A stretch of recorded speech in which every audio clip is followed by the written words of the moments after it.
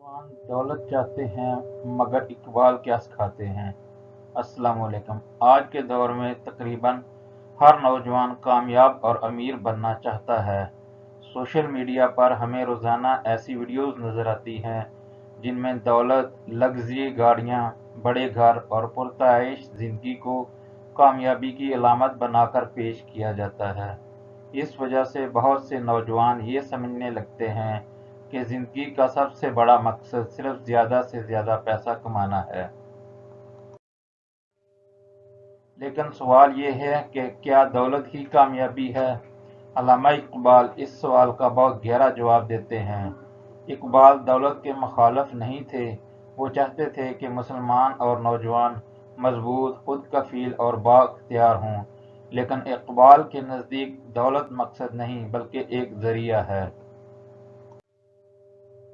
इकबाल फरमाते हैं, खुदी को कर बुलंद इतना कि हर तकदीर से पहले खुदा बंदे से खुद पूछे बता तेरी रज़ा क्या है।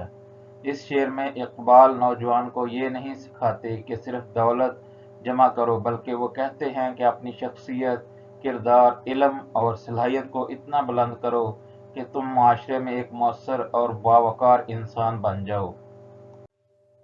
आज बहुत से नौजवान जल्दी अमीर होने के चक्कर में शॉर्टकट्स तलाश करते हैं, लेकिन इकबाल का पैगाम मेहनत, इस्तकामत और खुदी का पैगाम है।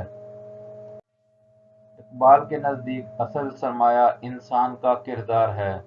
अगर दौलत हो लेकिन किरदार ना हो तो वो दौलत इंसान को फ़ायदे के बजाय नुकसान भी पहुंचा सकती है। लेकिन अगर किरदार, इल्म और खुदी मजबूत हो तो दौलत भी आएगी और इज़्ज़त भी। इकबाल के शाहीन को देखिए। शाहीन मुर्दार नहीं खाता, दूसरों के सहारे नहीं जीता, बुलंद परवाज करता है और खुददारी को तरजीह देता है। इकबाल चाहते थे कि नौजवान भी शाहीन की तरह बुलंद हौसला, खुददार और मेहनती बने।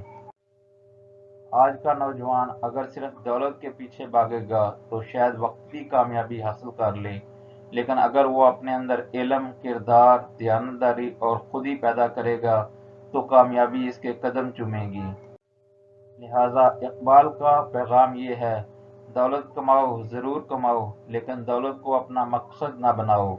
अपने मकसद को बुलंद रखो, अपनी सलाहियतों को निखारो, अपने किरदार को मजबूत करो और फिर दौलत खुद तुम्हारी तरफ आएगी। आखिर में इकबाल का एक खूबसूरत पैगाम, अफराद के हाथों में है अक़वाम की तकदीर। हर फर्द है मिल्लत के मुक़द्दर का सितारा। अगर आज का नौजवान खुद को बदल ले तो पूरी कौम का मुस्तकबिल बदल सकता है। अल्लाह ताला हमें इकबाल के पैगाम को समझने और इस पर अमल करने की तौफीक अता फरमाए। वस्सलाम।